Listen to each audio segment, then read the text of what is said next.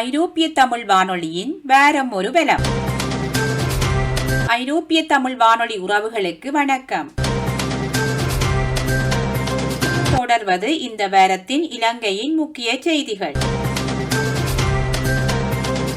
வெளிநாடுகளில் சிக்கியிருந்த மேலும் 268 பேர் நாட்டை வந்தடைந்தனர். வெளிநாடுகளில் சிக்கியிருந்த மேலும் 268 பேர் ஞாயிற்றுக்கிழமை அதிகாலை நாட்டை வந்தடைந்துள்ளதாக விமான நிலைய தகவல்கள் தெரிவிக்கின்றன.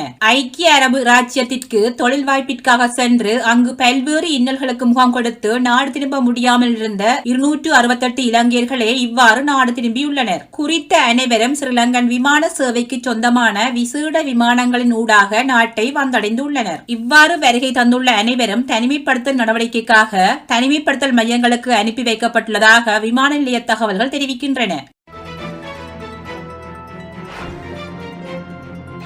இலங்கையின் பெயர் மாற்றப்படுமா? அதிகரிக்கும் அழுத்தம். உத்தேச புதிய அரசியல் அமைப்பில் நாட்டின் பெயர் தனி சிங்கள இனத்தை பிரதிநிதித்துவப்படுவதாக காணப்பட வேண்டும். சிங்கள மொழி மாத்திரம் அரசகர்ம மொழியாக அறிவிக்கப்படுவதுடன் தமிழ், ஆங்கில மொழிகள் இரண்டாம் மொழியாக காணப்பட வேண்டும் என்று சிரேஷ்ட பௌத்த மத தலைவர்கள் யோசனைகளை முன்வைத்துள்ளார்கள். அதிகார பகிர்வு எவ்வழியிலும் இடம்பெறக்கூடாது. ஒற்றையாட்சியின் அம்சங்களை பாதுகாக்க விசேட பொறிமுறை செயற்படுத்தப்பட வேண்டும் எனவும் பௌத்த மத சிரேஷ்ட தலைவர்கள் குறிப்பிட்டு உள்ளனர். உத்தேச புதிய அரசியலமைப்பு தொடர்பிலான நிபுணர் குழுவினரிடம் முன்வைத்துள்ள பரிந்துரைகளிலேயே இவ்விடயங்கள் உள்ளடக்கப்பட்டுள்ளன. ஈஸ்டர் தாக்குதலை தடுக்க தவறியமைக்காக நாட்டு மக்களிடம் மன்னிப்பு கோரினார் சஜித். ஈஸ்டர் தாக்குதல்களை தடுக்க தவறியதற்காக எதிர்க்கட்சித் தலைவர் சஜித் பிரேமதாச பொதுமக்களிடம் மன்னிப்பு கோரியுள்ளார். அவர் அமைச்சரவை உறுப்பினராக இருந்த போது தாக்குதல்கள் நடந்தமைக்கு வருந்துவதாக அவர் கூறியுள்ளார். ஈஸ்டர் தாக்குதல்கள் குறித்து விசாரித்த ஜனாதிபதி விசாரணை ஆணைக்குழு முன்னாள் ஜனாதிபதி மைத்ரிபால சிறிசேனாவுக்கு எதிராக குற்றவியல் நடவடிக்கைகளை முன்மொழிந்தது. ஆணைக்குழுவின் ஆதாரங்களின் அடிப்படையில் தாக்குதல்கள் தொடர்பான செயல்கள் அல்லது குறைகளுக்கு முன்னாள் ஜனாதிபதி சிறிசேனாவின் தரப்பில் குற்றவியல் பொறுப்பு உள்ளது என்று கருதப்படுகிறது. அந்த நேரத்தில் நாட்டின் பிரதமராக இருந்த ரணில் விக்ரமசிங்கவின் தளர்வான அணுகுமுறை ஈஸ்டர் தாக்குதலை தடுக்க அப்போதைய அரசாங்கத்தின் தரப்பின் தோல்விக்கு ஒரு முக்கிய காரணம் என்றும் கூறப்பட்டுள்ளது. இவ்வாறான நிலையிலேயே சஜித் பிரேமதாச ஈஸ்டர் தாக்குதல்களை தடுக்க தவறியதற்காக மன்னிப்பு கோரியுள்ளார். 2019 ஆண்டு ஈஸ்டர் தினத்தன்று கொழும்பில் உள்ள 3 ஹோட்டல்களிலும் நாட்டின் 3 தேவாலயங்களிலும் நடத்தப்பட்ட தற்கொலை குண்டு தாக்குதலில் 250க்கும் மேற்பட்டோர் கொல்லப்பட்டனர். அத்தோடு 500க்கும் மேற்பட்டோர் படுகாயமடைந்தனர். சஜித் பிரேமதாச அப்போதைய ஜனாதிபதி மைத்ரிபால சிறிசேன மற்றும் பிரதமர் ரணில் விக்ரமசிங்கவின் நல்லாட்சி அரசாங்கத்தில் வீடமைப்பு சமுர்த்தி அமைச்சராக இருந்தார் என்பது குறிப்பிடத்தக்கது. அரசாங்கத்தின் முறையற்ற செயற்பாட்டுக்கு மக்கள் அனைவரும் குரல் கொடுக்க வேண்டும். ரணில். அரசாங்கத்தின் முறையற்ற செயற்பாடுகளுக்கு மக்கள் அனைவரும் கட்சி பேதமின்றி குரல் கொடுக்க வேண்டும் என ஐக்கிய தேசிய கட்சியின் தலைவர் ரணில் விக்ரமசிங்க தெரிவித்துள்ளார். நுகேகொடையில் நடைபெற்ற நிகழ்வொன்றில் கலந்து கொண்டு கருத்து தெரிவிக்கும் போதே அவர் இவ்வாறு குறிப்பிட்டுள்ளார். குறித்த நிகழ்வில் ரணில் விக்ரமசிங்க மேலும் கூறியுள்ளதாவது: சிங்கராஜவனத்தில் நீர்த்தங்கம் ஒன்றினை அமைத்து அதனூடாக அம்பாந்தோட்டை பகுதிக்கு நீர் வழங்குவதற்கு அரசாங்கம் முயற்சிகளை மேற்கொண்டு வருகின்றது. குறித்த செயற்பாடு வன பாதுகாப்பு சட்டத்திற்கு முரணானது என்பதுடன் சிங்கராஜ வனத்தில் உள்ள ஒரு மரத்தை ஏனும் வெட்டுவது கூட சட்டவிரோத செயற்பாடாகவே சட்டத்தில் கூறப்பட்டு உள்ளது. மேலும் இந்த வனம் நாட்டின் பிரதான மழைக்காடாக இருக்கின்றது. இந்நிலையில் இப்பகுதியில் நிலப்பகுதிகளும் சட்டவிரோதமான முறையில் ஆக்கிரமிக்கப்படுகின்றன. குறித்த சட்டவிரோத செயற்பாட்டினை அரசாங்கம் உடனடியாக நிறுத்திக் கொள்ள வேண்டும். அத்துடன் இந்த வனத்தை பாதுகாப்பதற்கு அனைத்து மக்களும் கட்சி பேதமின்றி ஒன்றிணைய வேண்டும் என அவர் குறிப்பிட்டுள்ளார்.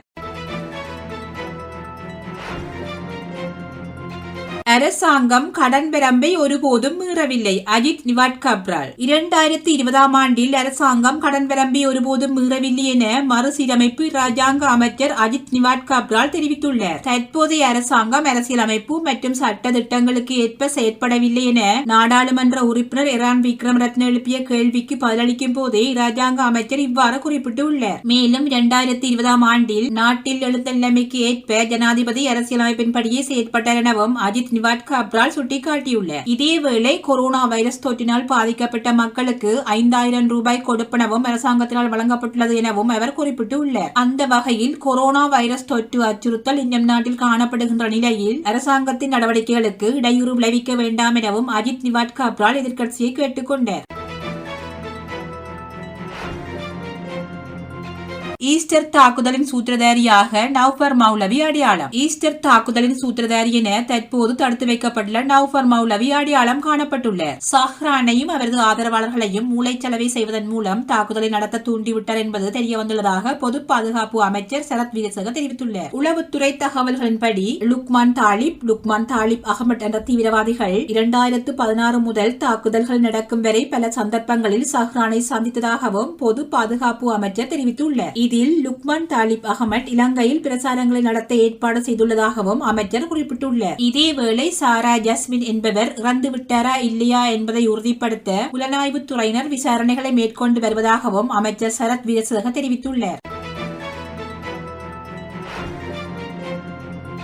இஸ்லாமிய அமைப்புகளை தடை செய்ய சட்டமா அதிபர் அங்கீகாரம். தீவிரவாத நடவடிக்கைகளுடன் தொடர்புடைய 11 இஸ்லாமிய அமைப்புகளை தடை செய்ய சட்டமா அதிபர் அங்கீகாரம் வழங்கியுள்ளார். சட்டமா அதிபரின் ஒருங்கிணைப்பு அதிகாரி அரச சட்டத்தரணி நிசாரா ஜெயரத்ன புதன்கிழமை அன்று இந்த விடயத்தை தெரிவித்துள்ளார். அதன்படி யுனைடெட் தௌஹித் ஜமாத், சிலோன் தௌஹித் ஜமாத், இலங்கை தௌஹித் ஜமாத், அனைத்து இலங்கை தௌஹித் ஜமாத், ஜமியத்துல் அன்சாரி சுன்னத்துல் முஹம்மதியா போன்ற அமைப்புகள் தடை செய்யப்பட்டுள்ளன. அத்தோடு தாருல் ஆதார் அட் ஜமியுல் ஆதார், இலங்கை இஸ்லாமிய மாணவர் இயக்கம், ஈராக் மற்றும் சிரியா ISIS அமைப்பு, அல் ஹைதா, சேவ் த பேர்லெஸ் மற்றும் சூப்பர் முஸ்லிம் போன்ற அமைப்புகள் தடை செய்யப்பட்டுள்ளன. நோயாளிகள் குறைவதால் கட்டுப்பாடுகள் தளர்வு. அரசாங்கம் கொரோனா தொற்று காரணமாக நாளாந்தம் அடையாளம் காணப்படும் நோயாளிகளின் எண்ணிக்கை குறைந்து வருவதால் சில கட்டுப்பாடுகள் தளர்த்தப்பட்டுள்ளதாக அரசாங்கம் அறிவித்துள்ளது. தற்போது நாளாந்தம் அன்னளவாக 200 நோயாளிகள் மட்டுமே அடையாளம் காணப்படுவதாக கொரோனா கட்டுப்பாட்டு இராஜாங்க அமைச்சர் சுதர்சனி பெர்னாண்டோ புள்ளே தெரிவித்தார். இதேவேளை குறைந்து வரும் தொற்று வீதத்திற்கு இணையாக PCR பரிசோதனைகள் படிப்படியாக குறைக்கப்படுகின்றனவே அன்றி பரிசோதனைகளின் எண்ணிக்கையை குறைப்பதனால் நோயாளிகளின் எண்ணிக்கை குறையவில்லை என்றும் குறிப்பிட்டார். அத்தோடு புத்தாண்டு காலப்பகுதியில் பொதுமக்கள் கண்டிப்பாக பின்பற்ற வேண்டிய புதிய வழிகாட்டுதல்கள் வெளியிடப்பட்டுள்ளன என இராஜாங்க அமைச்சர் சுதர்சனி பெர்னாண்டோ புள்ளே தெரிவித்தார். தமிழ் மற்றும் சிங்கள புத்தாண்டை முன்னிட்டு கொரோனா பரவலை கட்டுப்படுத்துவதற்கான புதிய வழிகாட்டுதல்கள் கடந்த வாரம் வெளியிடப்பட்டன. அதில் பண்டிகை காலத்தை கருத்தில் கொண்டு சில தனிமைப்படுத்தல் நடைமுறைகள் உட்பட தளர்த்தப்பட்ட விதிமுறைகள் குறித்தும் தெரிவிக்கப்பட்டுள்ளன. இந்த காலகட்டத்தில் பயண கட்டுப்பாடுகள் அமல்படுத்தப்படவில்லை. ஆனால் பெரிய அளவிலான ஒன்று கூடலுக்கு தடை விதிக்கப்பட்டுள்ளமை குறிப்பிடத்தக்கது. காணாமல் ஆக்கப்பட்ட உறவுகளை தேடி போராட்டத்தில் ஈடுபட்ட 87 பேர் இதுவரை உயிரிழப்பு. வடக்கு கிழக்கில் வலிந்து காணாமல் ஆக்கப்பட்ட உறவுகளை தேடி அவர்களது உறவுகள் தொடர் போராட்டத்தில் தொடர்ந்து ஈடுபட்டு வருகின்றனர். இந்நிலையில் குறித்த போராட்டத்தில் ஈடுபட்ட 87 பேர் தங்களது உறவுகளை தேடி அவர்களை கண்டுபிடிக்காமலேயே உயிரிழந்து உள்ளனர். காணாமல் ஆக்கப்பட்ட தங்களது உறவுகள் இருக்கின்றார்களா, அவர்களுக்கு என்ன நடந்தது என கோரி மிகவும் நீண்ட காலமாக அவர்களது உறவுகள் போராட்டம் நடத்தி வருகின்றனர். இவ்வாறு தொடர் போராட்டத்தில் ஈடுபட்ட தாய்மார்கள் மற்றும் தந்தைமார்கள் பல்வேறு துன்பங்களுக்கு உள்ளாகி நோயினால் பீடிக்கப்பட்டு வைத்தியசாலையில் ஏனைய உறவுகளின் பாதுகாப்பில் உள்ளனர். இவ்வாறு நோயினால் பீடிக்கப்பட்டிருந்த 87 பேர் சிகிச்சை பலனின்றி இதுவரை உயிரிழந்து உள்ளனர். வவுனியாவில் மாத்திரம் 17 பேர் உயிரிழந்து உள்ளனர். இவ்வாறு போராட்டத்தில் ஈடுபட்ட உறவுகள் பலர் உயிரிழந்த போதும் இதுவரை அவர்களுக்கான நீதியை எவரும் பெற்றுக் கொடுக்கவில்லை என்பது குறிப்பிடத்தக்கது. யாழ் மாநகர சபையின் காவல்படை மற்றும் சீருடை குறித்து விசாரணை. அஜித் ரோஹன. யாழ்ப்பாணம் மாநகர சபையால் அமைக்கப்பட்டுள்ள மாநகர காவல்படை மற்றும் அதன் சீருடை தொடர்பான விசாரணை ஆரம்பிக்கப்பட்டுள்ளதாக போலீஸ் ஊடக பேச்சாளர் அஜித் ரோஹன தெரிவித்துள்ளார். அந்த வகையில் யாழ் மாநகர முதல்வர் மற்றும் ஆணையாளர் உள்ளிட்டோரிடம் வாக்குமூலங்களை பதிவு செய்வதற்கு யாழ்ப்பாணம் போலீசார் நடவடிக்கையை முன்னெடுத்துள்ளதாக அவர் கூறியுள்ளார். யாழ் மாநகரத்தை சுத்தமாகவும் அழகாகவும் வைத்திருக்கும் பொருட்டு மாநகர சபையினால் மாநகர காவல் படை ஒன்று புதன்கிழமை தமது பணியை ஆரம்பித்தது. இந்நிலையில் இந்த படை மற்றும் சீருடை குறித்து சர்ச்சையை ஏற்படுத்தும் வகையில் சில இணைய ஊடகங்கள் சமூக வலைத்தளங்களில் செய்திகள் பரவியிருந்தன. எனினும் இதற்கு யாழ் மாநகர முதல்வர் வி மணிவண்ணன் வியாழன் அன்று ஊடக சந்திப்பொன்றை நடத்தி விளக்கமளித்துள்ளார் என்பது குறிப்பிடத்தக்கது.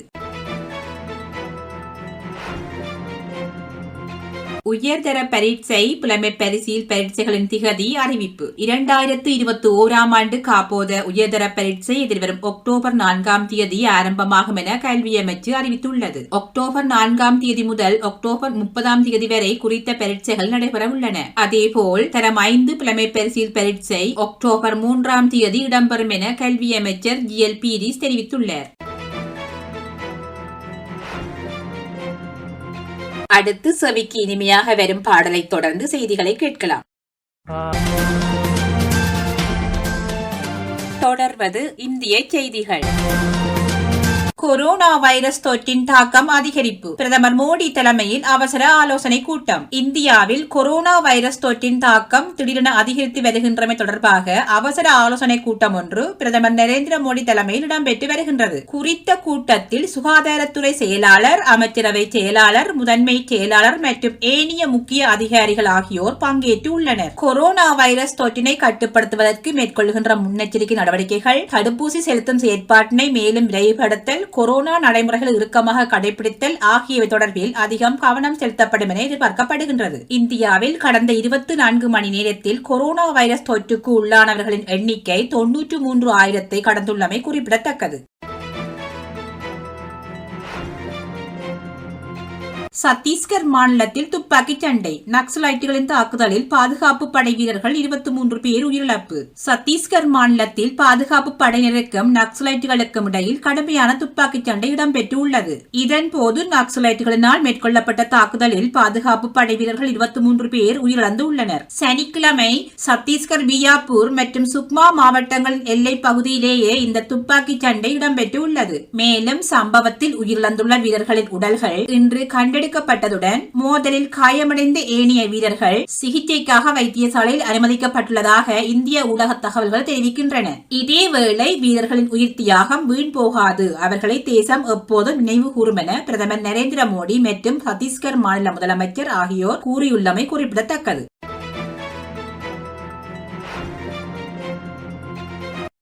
மு.க. ஸ்டாலின் முதலமைச்சராக வேண்டி கோவிலில் கைவிரலை துண்டித்த திமுக பிரமுகர். விருதுநகர் மாவட்டம் சிவகாசி அருகே உள்ள ரிசர்வ் லைன் பகுதியைச் சேர்ந்தவர் குருவையா. 66 வயது தொழிலாளியான இவர் திமுகவின் தீவிர விசுவாசி ஆவர். ஞாயிற்றுக்கிழமை காலை குருவையா இருக்கன்குடி மாரியம்மன் கோவிலுக்கு சென்று சாமி தரிசனம் செய்தார். அப்போது சட்டமன்ற தேர்தலில் திமுக அமோக வெற்றி பெற்று மு.க. ஸ்டாலின் முதலமைச்சர் ஆக வேண்டும் என கூறிக்கொண்டே இருந்த அவர் திடீரென தனது கைவிரலை துண்டித்துக் கொண்டார். உடனே அங்கு அருகில் இருந்தவர்கள் அவரை மீட்டு சிகிச்சைக்காக சாத்தூர் அரசு மருத்துவமனைக்கு அனுப்பி வைத்தனர். இந்த சம்பவம் குறித்து இருக்கன்குடி போலீசார் விசாரணை நடத்தி வருகின்றனர். நிர்வாகி ஒருவரின் வீட்டிலிருந்து 4 மின்னணு வாக்கு இயந்திரங்கள் கைப்பற்றல். அதிர்ச்சியில் மக்கள். மேற்கு வங்காளத்தில் சட்டமன்ற தேர்தலின் 3ஆம் கட்ட தேர்தல் நடைபெற்ற நிலையில் திரிணாமுல் காங்கிரஸ் நிர்வாகி ஒருவரின் வீட்டிலிருந்து 4 மின்னணு வாக்கு இயந்திரங்கள் கைப்பற்றப்பட்டுள்ளன. அத்துடன் ஒரு வாக்குப்பதிவு தணிக்கை இயந்திரமான VVPAT இயந்திரமும் தேர்தல் அதிகாரிகளால் பறிமுதல் செய்யப்பட்டுள்ளது. மேற்கு வங்காளம் கவுரா மாவட்டத்தில் உள்ள துல்சிபேரியா என்ற கிராமத்தில் வைத்தே இந்த பறிமுதல் நடவடிக்கை மேற்கொள்ளப்பட்டுள்ளது. குறித்த கிராமத்தில் திரிணாமுல் காங்கிரஸ் நிர்வாகி வீட்டின் முன்பு தேர்தல் ஆணையகத்தின் அடையாளம் ஒட்டப்பட்ட வாகனம் நிற்பதை அப்பகுதி மக்கள் அதிகாலையில் கண்ட நிலையில் தேர்தல் ஆணையகத்துக்கு தகவல் வழங்கினர். இதையடுத்து அங்கு சென்றிருந்த தேர்தல் ஆணையக அதிகாரிகள் இவ்வாறு தேர்தல் மின்னணு இயந்திரங்களை கைப்பற்றியுள்ளனர். இந்நிலையில் குறித்த 4 மின்னணு இயந்திரங்களும் 3ஆம் கட்ட தேர்தலுக்கு பயன்படுத்தப்படவில்லை என்பதுடன் மாநில தேர்தல் அதிகாரிகள் விசாரணைகளை முன்னெடுத்து வருகின்றனர். டெல்லியில் இரவு நேர ஊரடங்கை அமுல்படுத்த நடவடிக்கை. கொரோனா பரவலை கட்டுப்படுத்தும் நோக்கில் டெல்லியில் இரவு நேர ஊரடங்கை அமுல்படுத்த நடவடிக்கை எடுக்கப்பட்டுள்ளதாக அம்மாநில அரசு அறிவித்துள்ளது. இதன்படி ஏப்ரல் 30ஆம் தேதி இரவு 10 மணி முதல் மாலை 5 மணி வரை ஊரடங்கு அமுல்படுத்தப்பட உள்ளதாக மாநில அரசு அறிவித்துள்ளது. இதன் காரணமாக அத்தியாவசிய சேவைகள் மட்டுமே அனுமதிக்கப்படும் எனவும் அறிவிக்கப்பட்டுள்ளது. இந்தியாவில் ஒரே நாளில் 98,000 மேற்பட்டோர் கொரோனா தொற்றாளர்களாக அடையாளம் காணப்பட்டுள்ளனர். இவர்களில் மகாராஷ்டிரா மாநிலத்தில் 47,000 அதிகமான தொற்றாளர்கள் பதிவாகி உள்ளதாக அறிவிக்கப்பட்டுள்ளது. அதே நேரம் தலைநகர் டெல்லியிலும் தொற்றாளர்களின் எண்ணிக்கை படிப்படியாக அதிகரித்து வருகின்றமை குறிப்பிடத்தக்கது. ஆப்கானிஸ்தானில் அமைதி ஏற்பட வேண்டும், இந்தியா வலியுறுத்து. ஆப்கானிஸ்தானில் அமைதி ஏற்பட வேண்டும் எனவும் அதற்கு அரசியல் தீர்வு காணப்பட வேண்டும் என்ற இந்தியாவின் நிலைப்பாட்டை ரஷ்ய அமைச்சர் செர்கெய் லாவ்ரோவிடம் இந்திய வெளியுறவுத்துறை அமைச்சர் ஜெய்சங்கர் வலியுறுத்தியுள்ளார். ரஷ்ய வெளியுறவுத்துறை அமைச்சர் செர்கெய் லாவ்ரோவ் இந்திய வெளியுறவுத்துறை அமைச்சர் எஸ் ஜெய்சங்கரை சந்தித்து பேச்சுவார்த்தை நடத்தியுள்ளார். குறித்த சந்திப்பு டெல்லியில் செவ்வாய்க்கிழமை நடைபெற்றது. இதன் போது இரு நாடுகளுக்கும் இடையிலான வருடாந்திர உச்சிமா நாட்டுக்கான ஏற்பாடுகள் குறித்து விவாதித்து உள்ளனர். இது குறித்து செய்தியாளர்களிடம் கருத்து தெரிவித்த ஜெய்சங்கர் அணுசக்தி, விண்வெளி, இராணுவம் ஆகிய துறைகளில் இந்தியா ரஷ்யா இடையேயான நீண்டகால ஒத்துழைப்பு குறித்து இருவரும் விவாதித்துள்ளதாக தெரிவித்தார். இந்திய பசிபிக் விவகாரத்தில் இந்தியாவின் நிலைப்பாட்டையும் ரஷ்ய அமைச்சரிடம் அவர் தெரிவித்துள்ளார். கொரோனா பரவலை கட்டுப்படுத்த நடவடிக்கை. அனைத்து மாநில முதலமைச்சர்களுடன் பிரதமர் ஆலோசனை. இந்தியாவில் கொரோனா தொற்றின் தாக்கம் அதிகரித்து வருகின்ற நிலையில் பிரதமர் நரேந்திர மோடி அனைத்து மாநில முதலமைச்சர்களுடனும் காணொலி வாயிலாக ஆலோசனை நடத்த உள்ளார். இதற்கு முன்னோட்டமாக மத்திய சுகாதாரத்துறை அமைச்சர் ஹர்ஷ்வர்தன் 11 சுகாதார அமைச்சர்களுடன் ஆலோசனை நடத்தினர். இதன் போது கருத்து தெரிவித்த அவர் அப்போது கொரோனா தடுப்பூசிக்கு தட்டுப்பாடு இல்லை எனவும் அவர் கூறினார். அனைத்து மாநிலங்கள், யூனியன் பிரதேச தேவைக்கு ஏற்ப தடுப்பூசிகள் அனுப்பி வைக்கப்பட்டு வருவதாகவும் அவர் தெரிவித்தார். மேலும் கொரோனா பரவல் தடுப்பு நடவடிக்கைகளை மேற்கொள்ளுமாறு மத்திய அரசு தொடர்ச்சியாக வலியுறுத்தியுள்ளமை குறிப்பிடத்தக்கது. மிகப்பெரிய அழிவு நாட்டை எதிர்நோக்கி காத்திருக்கிறது மத்திய அரசு. மத்திய அரசின் பிடிவாதம் காரணமாக மிகப்பெரிய அழிவு நாட்டை எதிர்நோக்கி காத்திருப்பதாக காங்கிரஸ் கட்சியின் மூத்த தலைவர் ப. சிதம்பரம் எச்சரிக்கை விடுத்துள்ளார். 18 வயதிற்கு மேற்பட்ட அனைவருக்கும் கொரோனா தடுப்பூசி செலுத்த தேவையில்லை என மத்திய அரசு தெரிவித்துள்ளமையை குறித்து கருத்து வெளியிட்டுள்ள அவர் இவ்வாறு குறிப்பிட்டுள்ளார். இது குறித்து அவர் தெரிவித்துள்ளதாவது, 18 வயது நிரம்பிய அனைவருக்கும் தடுப்பூசி செலுத்த வேண்டும் என இந்திய மருத்துவ அமைப்பு ஆலோசனை தெரிவித்துள்ளது. பல்வேறு மாநிலங்களின் முதல்வர்களும் இதே கருத்தைத்தான் வலியுறுத்தியுள்ளனர். ஆனால் 18 வயதிற்கு மேற்பட்ட அனைவருக்கும் தடுப்பூசி தேவையில்லை என மத்திய அரசு கூறுகிறது. அறிவியல் பூர்வமற்ற மற்றும் பிடிவாதமான நிலைப்பாடு காரணமாக ஒவ்வொரு நாளும் பல்வேறு நோய் தொற்று உருவாக மத்திய அரசு அனுமதித்து வருகிறது. மிகப்பெரிய பேரழிவு நாட்டை எதிர்நோக்கி காத்திருக்கிறது என தெரிவித்துள்ளார். இந்தியா மீது இணையவழி தாக்குதல் நடத்தும் திறன் சீனாவிடம் உள்ளது. பிபின் ராவத். இந்தியா மீது இணையவழி தாக்குதல் நடத்தும் திறனை சீனா கொண்டுள்ளதாக இராணுவ தளபதி பிபின் ராவத் தெரிவித்துள்ளார். டெல்லியில் புதன்கிழமை நடைபெற்ற கருத்தரங்கில் கலந்து கொண்டு கருத்து தெரிவித்த அவர் இவ்வாறு குறிப்பிட்டுள்ளார். இதன் போது தொடர்ந்து தெரிவித்த அவர், இந்தியா சீனா இடையே இணையவழி துறையில் மிகப்பெரிய வித்தியாசம் நிலவுகிறது. புதிய தொழில்நுட்பங்கள் மீது அதிக நிதியை சீனாவால் முதலீடு செய்ய முடிகிறது. கடந்த சில ஆண்டுகளாக இரு நாடுகளுக்கும் இடையே தொழில்நுட்ப திறன் சார்ந்த இடைவெளி நிலவுகிறது. இதனால் இந்தியா மீது இணையவழி தாக்குதலை நடத்த சீனாவால் முடியும். அவ்வாறு தாக்குதல் நடத்தப்பட்டால் மிகப்பெரிய பாதிப்பு ஏற்படும். இணையவழி பாதுகாப்பை உறுதி செய்வதற்கான அமைப்பை உருவாக்க நடவடிக்கை எடுக்கப்பட்டு வருகிறது. பாதுகாப்பு தொடர்பான பல்வேறு அச்சுறுத்தல்களையும் சவால்களையும் இந்தியா எதிர்கொண்டுள்ளது. நட்பு நாடுகள் பாதிக்கப்படாத வகையில் சவால்களை சமாளிக்க வேண்டிய அவசியம் ஏற்பட்டுள்ளது. பாதுகாப்பு தொடர்பாக எழும் பிரச்சனைகளுக்கான தீர்வுக்கு மேற்கத்திய நாடுகளை சார்ந்திருப்பதை இந்தியா குறைத்துக் கொள்ள வேண்டும் என தெரிவித்துள்ளார். இந்தியாவில் இருந்து வரும் பயணிகளுக்கு நியூசிலாந்து தடை. நியூசிலாந்து அரசாங்கம் இந்தியாவில் இருந்து வரும் பயணிகளுக்கு தற்காலிக தடை விதித்துள்ளது. இது குறித்த உத்தரவுகளை அந்நாட்டு பிரதமர் ஜெசிந்தா அர்டன் அறிவித்துள்ளார். இந்தியாவில் கொரோனா தொற்றின் தாக்கம் அதிகரித்து வருகின்ற காரணத்தினாலேயே மேற்படி நடவடிக்கை எடுக்கப்பட்டுள்ளதாக தெரிவிக்கப்பட்டுள்ளது. இந்த தடை உத்தரவு எதிர்வரும் 11ஆம் தேதி ஆரம்பமாகி 28ஆம் தேதி வரை அமுலில் இருக்கும் எனவும் அறிவிக்கப்பட்டுள்ளது. அத்துடன் இந்த தடை உத்தரவு இந்தியாவிற்கு வருகை தந்துள்ள நியூசிலாந்து பயணிகளுக்கும் பொருந்தும் எனவும் அறிவிக்கப்பட்டுள்ளது. இது குறித்து செய்தியாளர்களிடம் கருத்து தெரிவித்த ஜெசிந்தா, இந்த காலகட்டத்தில் அரசாங்கம் கொரோனா பரவல் அபாயத்தை தடுப்பது குறித்து ஆராய்ந்து வருவதாகவும் பின்னர் பயண தடையை விலக்க நடவடிக்கைகள் மேற்கொள்ளப்படும் எனவும் குறிப்பிட்டார். கொரோனா பரவலை தடுக்க போர்க்கால அடிப்படையில் நடவடிக்கை. மோடி. இந்தியாவில் கொரோனா தொற்றின் தாக்கம் அதிகரித்து வருகின்ற நிலையில் இது குறித்த அனைத்து மாநில முதலமைச்சர்களுடனும் பிரதமர் மோடி காணொலி வாயிலாக ஆலோசனை நடத்தினர். இதன் போதே மேற்படி வலியுறுத்தியுள்ளார். இதன் போது தொடர்ந்து தெரிவித்த அவர், கொரோனா அலையின் அதிகபட்ச பாதிப்பை இந்தியா இப்போது கடந்திருக்கிறது. சில மாநிலங்களில் நிலைமை மிக மோசமாக உள்ளது. எனவே இப்போது நாம் சிறிய நோய் கட்டுப்பாட்டு மண்டலங்களில் அதிக கவனம் செலுத்த வேண்டும். அடுத்த 2 அல்லது 3 வாரங்களுக்கு நாம் கட்டுப்பாட்டு நடவடிக்கைகளை தீவிரப்படுத்த வேண்டும், நிர்வாகத்தையும் வலுப்படுத்த வேண்டும். அத்துடன் கொரோனா பரவலை கட்டுப்படுத்துவதற்கு பரிசோதனை, பரவல் காரணத்தை கண்டறிதல், சிகிச்சை, கொரோனா பாதுகாப்பு நடைமுறை மற்றும் தடுப்பூசி செலுத்துதல் போன்ற 5 அடுக்கு திட்டத்தை மாநிலங்கள் நடைமுறைப்படுத்த வேண்டும். ஒரு நபருக்கு கொரோனா தொற்று கண்டறியப்பட்டவுடன் அடுத்த 72 மணி நேரத்திற்குள் அவருடன் தொடர்பில் இருந்த 30 பேரை கண்டறிதல் வேண்டும் என தெரிவித்துள்ளார். வரும் பாடலை தொடர்ந்து செய்திகள் தொடரும். உலக செய்திகள்.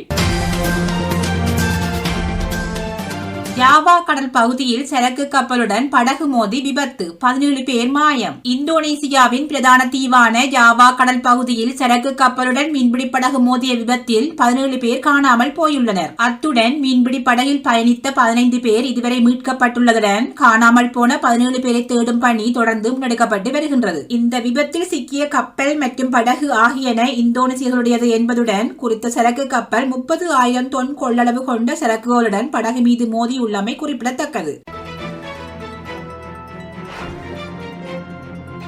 பண்டைய அரச மம்மிகளை தேசிய அருங்காட்சியகத்துக்கு மாற்றியது எகிப்து. கண்கவர் விழா. எகிப்து தனது 22 பண்டைய அரச மம்மிகளை தலைநகர் கெய்ரோ வழியாக எகிப்திய நாகரிகத்தின் தேசிய அருங்காட்சியகத்தில் உள்ள புதிய தளத்திற்கு கொண்டு சென்றுள்ளது. இதன் போது எகிப்தில் மம்மிகள் கொண்டு செல்வதை கொண்டாடும் வகையில் கண்கவர் அணிவகுப்பு நடைபெற்றுள்ளது. இந்த மம்மிகள் சனிக்கிழமை இவ்வாறு கொண்டு செல்லப்பட்டுள்ளதுடன் பல மில்லியன் டாலர் பெறுமதியான 18 மன்னர்கள் மற்றும் 4 ராணிகளின் மம்மிகளே இடம் மாற்றப்பட்டுள்ளன. கடும் பாதுகாப்புக்கு மத்தியில் பழைய எகிப்திய அருங்காட்சியகத்தில் உள்ள முந்தைய வீட்டிலிருந்து 1 மணி நேர பயணத்தை மேற்கொண்டு மம்மிகள் கொண்டு செல்லப்பட்டன. இந்நிலையில் கண்கவர் அணிவகுப்பு சுமார் 7 கிலோமீட்டர் தூரத்தில் உள்ள புதிய அருங்காட்சியக தளம் வரை பேரணியாக நடைபெற்றது. இந்த காட்சிகள் நாட்டின் அரசு தொலைக்காட்சி, பிற செயற்கைக்கோள் நிலையங்கள் மற்றும் அதிகாரப்பூர்வ சமூக ஊடக தளங்களில் நேரடியாக ஒளிபரப்பப்பட்டது.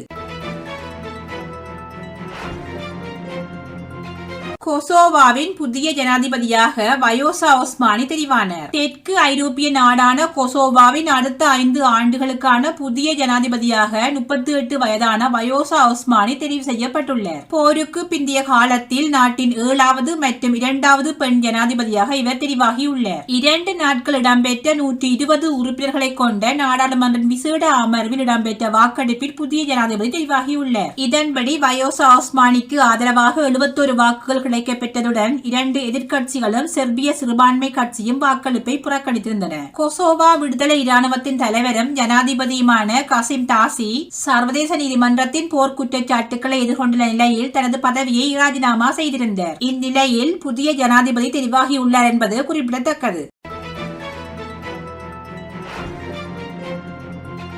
அமெரிக்காவின் புளோரிடா மாகாணத்தில் கழிவுநீர் தேக்கத்தில் கலந்த நச்சு நீர் வெள்ளமாக ஊருக்குள் புகும் அபாயம், அவசர நிலை அறிவிப்பு. அமெரிக்காவின் புளோரிடா மாகாணத்தில் தம்பா நகரில் கழிவுநீர் தேக்கத்தில் கலந்த நச்சு நீர் வெள்ளமாக ஊருக்குள் புகும் அபாயம் ஏற்பட்டு உள்ளது. இதனை அடுத்து குறித்த மாகாணத்தில் அவசர நிலையை அறிவித்து ஆளுநர் ரான் டிசாண்டிஸ் உத்தரவிட்டுள்ளார். அத்தோடு தம்பா நகரில் வசிக்கும் 300க்கும் மேற்பட்ட குடும்பங்கள் அங்கிருந்து வெளியேற்றப்பட்டு பாதுகாப்பான இடங்களில் தங்க வைக்கப்பட்டுள்ளன. அதே நேரம் இந்த கழிவுநீர் தேக்க அருகிலுள்ள அதிவேக வீதி முற்றிலுமாக மூடப்பட்டு உள்ளது. மேலும் கழிவுநீர் கசிவை தடுத்து நிறுத்தும் முயற்சிகள் தொடர்ந்து முன்னெடுக்கப்பட்டு வருகின்றன. அமெரிக்காவின் புளோரிடா மாகாணம் தம்பா நகரில் 77 ஏக்கர் நிலப்பரப்பளவில் மிகப்பெரிய கழிவுநீர் தேக்கம் அமைந்துள்ளது. பாஸ்பேட் ஆலையிலிருந்து வெளியேறிய பாஸ்பரஸ் மற்றும் நைட்ரஜன் கலந்த பல லட்சம் லிட்டர் நீர் இந்த கழிவுநீர் தேக்கத்தில் உள்ளது. இந்த நிலையில் இந்த கழிவுநீர் தேக்கத்தின் சுற்றுச்சுவரில் ஏற்பட்ட விரிசல் காரணமாக நச்சு கழிவுநீர் கசிந்து வருகிறது. கழிவுநீர் கசிவு தொடர்ந்து அதிகரித்து வருவதால் நச்சு கலந்த நீர் வெள்ளமாக ஊருக்குள் புகும் அபாயம் ஏற்பட்டுள்ளமை குறிப்பிடத்தக்கது.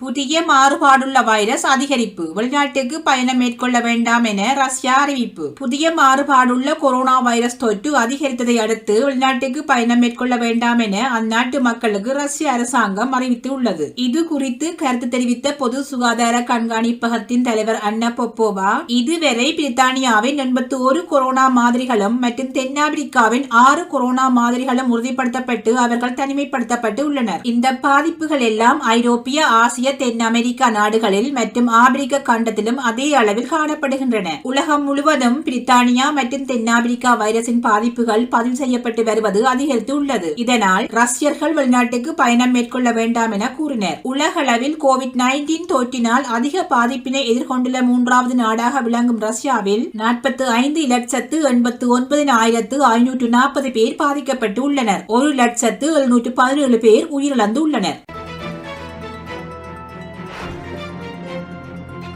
அமெரிக்காவில் 19ஆம் தேதிக்கு பின்னர் வயது வந்த அனைவருக்கும் கொரோனா தடுப்பூசி. Joe Biden. அமெரிக்காவில் எதிர்வரும் 19ஆம் தேதிக்குள் 18 வயது பூர்த்தியான அனைவரும் கொரோனா தடுப்பூசி செலுத்திக் கொள்ள தகுதியானவர்கள் ஆகின்றனர் என அமெரிக்க ஜனாதிபதி ஜோ பைடன் கூறியுள்ளார். அமெரிக்காவில் கொரோனா பாதிப்புகள் தொடர்ந்து அதிகரித்து வரும் நிலையில் தடுப்பூசி செலுத்தும் பணிகள் தீவிரமாக முன்னெடுக்கப்பட்டு வருகின்றன. இந்த நிலையில் எதிர்வரும் 19ஆம் தேதிக்குள் 18 வயது பூர்த்தியான அனைவரும் கொரோனா தடுப்பூசி செலுத்திக் கொள்ள தகுதியான என அமெரிக்க ஜனாதிபதி ஜோ பைடன் கூறியுள்ளார். இது தொடர்பாக வெள்ளை மாளிகையில் உரையாற்றிய அவர், இனி குழப்பம் விளைவிக்கும் விதிகளோ கட்டுப்பாடுகளோ கிடையாது என தெரிவித்துள்ளார். இதன்படி எதிர்வரும் 19ஆம் தேதிக்கு பின்னர் வயது வந்தவர்கள் அனைவரும் கொரோனா தடுப்பூசியை செலுத்திக் கொள்ள தகுதியானவர்கள் ஆகின்றனர் என தெரிவித்துள்ளார். அதற்கு முன்னர் நாட்டில் உள்ள மூத்த குடிமக்கள் கொரோனா தடுப்பூசியை செலுத்திக் கொள்ள வேண்டும் எனவும் அவர் வலியுறுத்தியுள்ளார். தனது 75 நாட்கள் பதவிக்காலத்தில் 15 கோடி டோஸ்கள் வரை தடுப்பூசி செலுத்தப்பட்டுள்ளன என்றும் இதுவரை 75% மூத்த குடிமக்களுக்கு ஒரு டோஸ் செலுத்தப்பட்டுள்ளதாக தெரிவித்துள்ளார். தன்னுடைய 100வது நாள் பதவிக்கால முடிவில் 20 கோடி பேருக்கு தடுப்பூசிகள் செலுத்தப்பட்டிருக்கும் எனவும் அவர் நம்பிக்கை வெளியிட்டுள்ளார். மேலும் பொதுமக்கள் சமூக இடைவெளியை பின்பற்றுதல் மற்றும் முகக்கவசங்களை அணிந்து கொள்ளுதல் வேண்டும் எனவும் அவர் வலியுறுத்தியுள்ளார். ஈரானுடனான அணுசக்தி ஒப்பந்தத்தை மீள அமுலாக்கும் பேச்சுவார்த்தையில் முன்னேற்றம். 2015ஆம் ஆண்டு அணுசக்தி ஒப்பந்தத்தை மீள அமுல்படுத்துவது குறித்து ஈரானும் முக்கிய உலக வல்லரசு நாடுகளும் ஆஸ்திரேலியாவின் வியன்னாவில் பேச்சுவார்த்தை நடத்தியுள்ளன. ஈரான், பிரித்தானியா, சீனா, ரஷ்யா, ஜெர்மனி மற்றும் பிரான்ஸ் நாடுகளின் பிரதிநிதிகளுக்கு இடையில் இந்த பேச்சுவார்த்தை நடைபெற்றது. அமெரிக்காவின் முன்னாள் ஜனாதிபதி டொனால்ட் டிரம்ப் கடந்த 2018ஆம் ஆண்டு ஒருதலைபட்சமாக இந்த ஒப்பந்தத்திலிருந்து விலகினர். இந்நிலையில் வியன்னாவில் நடைபெற்ற பேச்சுவார்த்தைகள் ஆக்கப்பூர்வமானவை என்று தெரிவித்துள்ள ஈரானின் தூதுக்குழு, கைவிடப்பட்ட கூட்டு ஒப்பந்தத்தை மீளச் செயற்படுத்துவதற்கான விரிவான செயற்திட்டத்தை நாடுகள் தொடர்ந்தும் விவாதிக்கும் என தெரிவித்துள்ளது. இந்நிலையில் இந்த அணுசக்தி ஒப்பந்தம் மீண்டும் அமுலுக்கு வரும் என உலக நாடுகள் எதிர்பார்த்துள்ளன. உலகளவில் கோவிட்-19 தொற்றினால் 29 லட்சத்துக்கு மேற்பட்டோர் உயிரிழப்பு. உலகளவில் கொரோனா வைரஸ் தொற்றினால் மொத்தமாக 29 லட்சத்துக்கு மேற்பட்டோர் உயிரிழந்துள்ளனர். தற்போது வரை வைரஸ் பெருந்தொற்றினால் 13,36 லட்சத்துக்கு மேற்பட்டோர் பாதிக்கப்பட்டுள்ளனர். இது தவிர மொத்தமாக வைரஸ் தொற்றிலிருந்து 10,78 லட்சத்துக்கு மேற்பட்டோர் குணமடைந்துள்ளனர். உலகளவில் கோவிட்-19 தொற்றினால் அதிக பாதிப்பினை எதிர்கொண்ட முதல் நாடாக அமெரிக்கா விளங்குகிறது. அமெரிக்காவிற்கு அடுத்தபடியாக அதிக தொற்று பாதிப்பினை எதிர்கொண்ட நாடுகளாக பிரேசில், இந்தியா, பிரான்ஸ் மற்றும் ரஷ்யா ஆகிய நாடுகள் உள்ளன.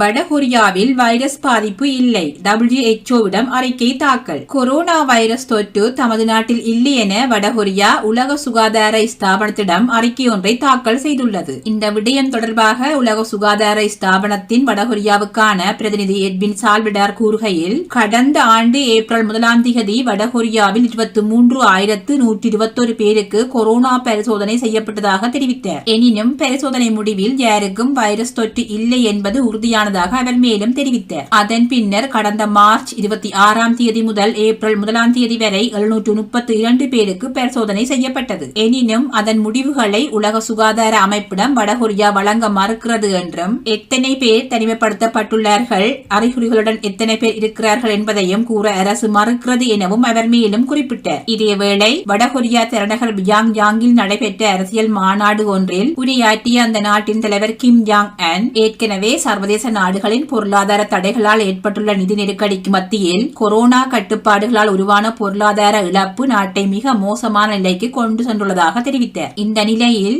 மோசமான சுகாதார கட்டமைப்பை கொண்ட வடகொரியாவில் வைரஸ் பாதிப்பு இல்லை என கூறப்படுவது நம்ப முடியாத ஒன்று என சர்வதேச நிபுணர்கள் கூறுகின்றனர். எனினும் கடுமையான கட்டுப்பாடுகள் மூலம் வைரஸ் பரவலை தடுத்ததாக வடகொரியா தொடர்ச்சியாக கூறி வருகின்றமை குறிப்பிடத்தக்கது.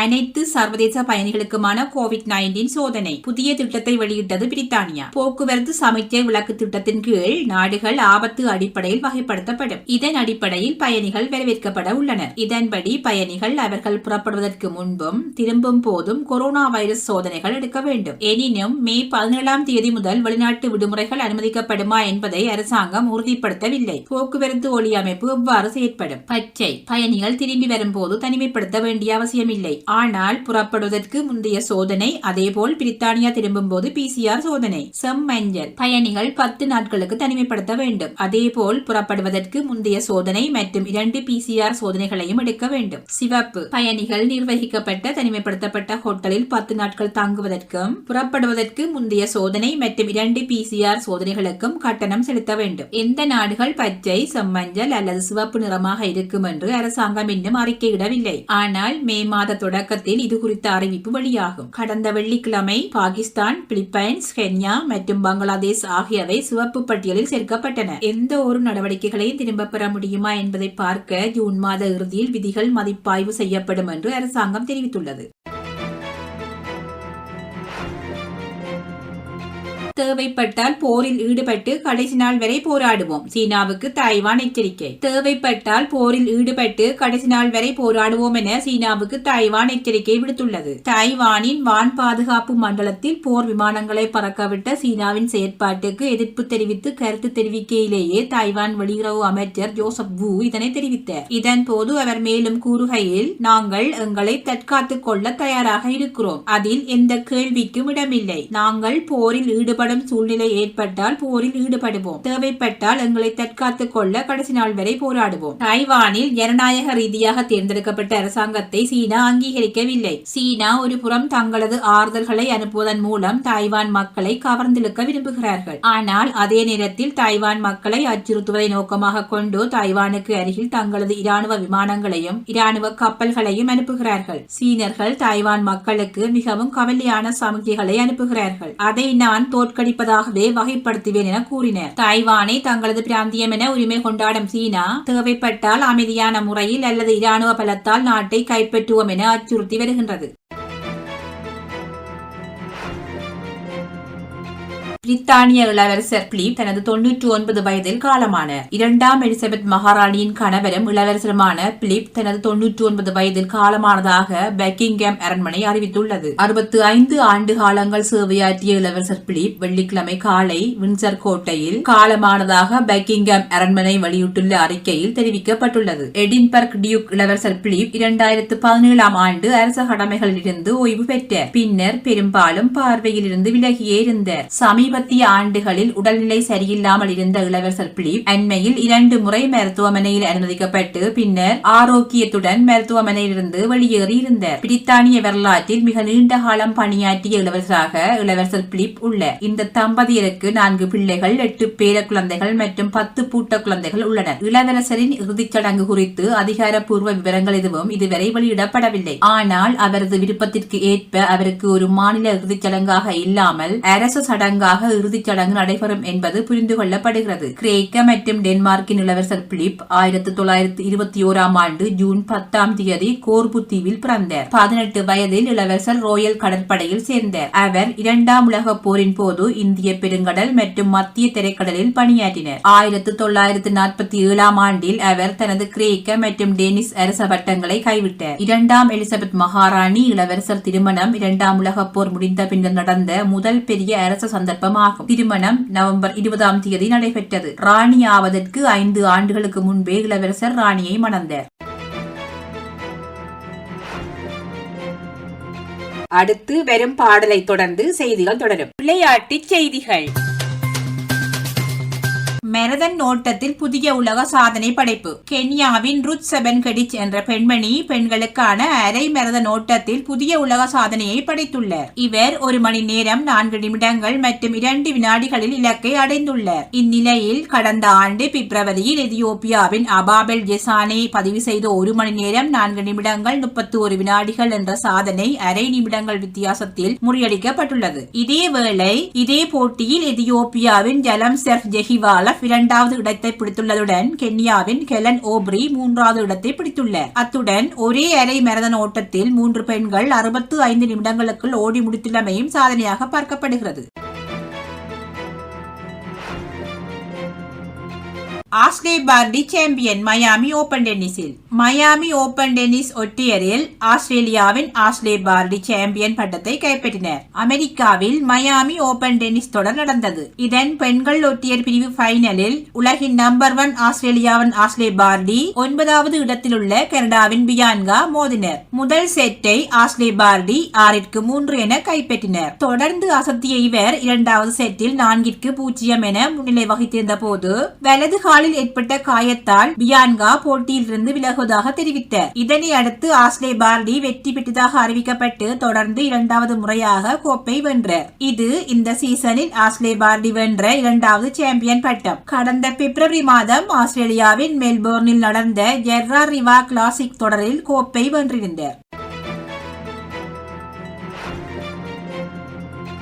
லாலிகா அத்லெடிகோ மெட்ரிட் அணிக்கு எதிரான போட்டியில் செவில்லா அணி வெற்றி. லாலிகா கால்பந்து தொடரின் அத்லெடிகோ மெட்ரிட் அணிக்கு எதிரான போட்டியில் செவில்லா அணி வெற்றி பெற்றுள்ளது. ரமோன் சான்செஸ் பிஸ்யூன் விளையாட்டரங்கில் உள்ளூர் நேரப்படி திங்கட்கிழமை நடைபெற்ற இப்போட்டியில் செவில்லா அணி 1-0 என்ற கோல் கணக்கில் வெற்றி பெற்றது. இதில் செவில்லா அணி சார்பில் போட்டியின் 70வது நிமிடத்தில் மார்க்கோஸ் அக்குனா ஒரு கோல் அடித்தார். இந்த வெற்றியின் மூலம் செவில்லா அணி புள்ளிப்பட்டியலில் 58 புள்ளிகளுடன் 4வது இடத்தில் உள்ளது. தோல்வி அடைந்த அத்லெடிகோ மெட்ரிட் அணி 66 புள்ளிகளுடன் புள்ளிப்பட்டியலில் முதலிடத்தில் உள்ளது.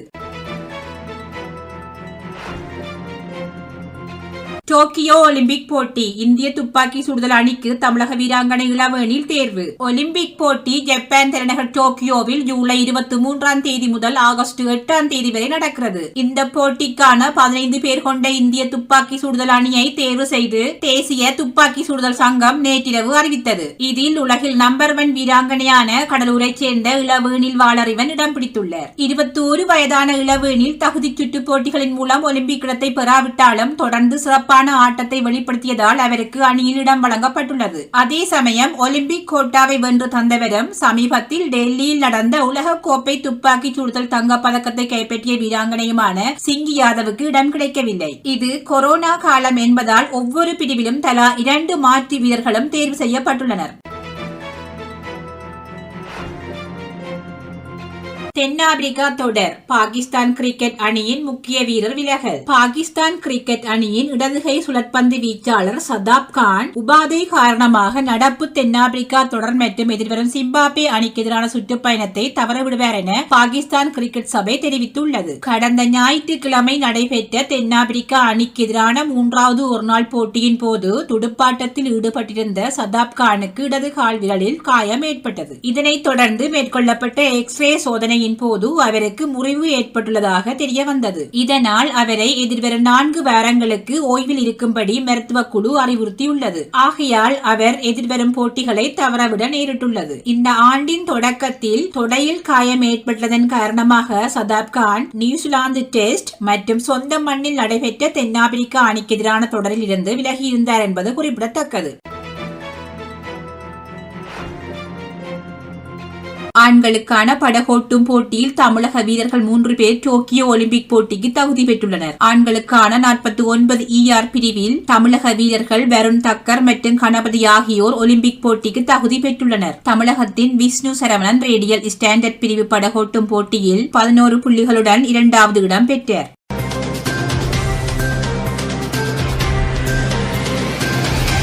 இத்துடன் இவ்வாரத்திற்கான வேரம் ஒரு வேலம் நிறைவுக்கு வருகின்றது. இத்துணை நிறமன் நிகழ்வோடு இணைந்து கேட்டுக் கொண்டிருந்த அத்துணை அன்புள்ள சொந்தங்களுக்கும் நன்றிகளையும் வாழ்த்துக்களையும் தெரிவித்துக் கொண்டு விடைபெற்றுக் கொள்ளலாம். மீண்டும் ஒரு வேரம் ஒரு வேலத்தில் சந்திக்கும் வரை நன்றி, வணக்கம்.